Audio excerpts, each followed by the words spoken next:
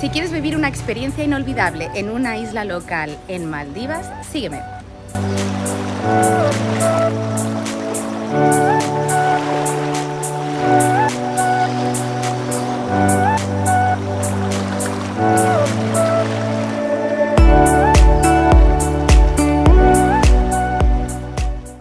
Pues como actividades hacemos mucho snorkel, hacemos avistamiento de delfines, nadamos con mantas, con tiburones, con tortugas,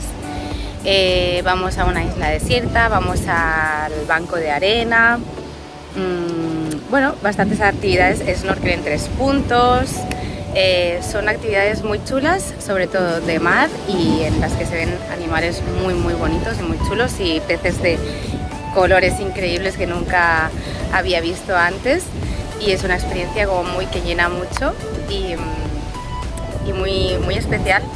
Sobre todo aquí en Rajdu hay puntos de snorkel y de buceo muy importantes que vienen del resto de los resorts hacia aquí, porque el arrecife es un sitio con muchísima vida. Entonces, si queréis venir a disfrutar de la experiencia, tan solo me tenéis que pedir un poquito de información, escribirme y os mando toda la info para disfrutar de este paraíso.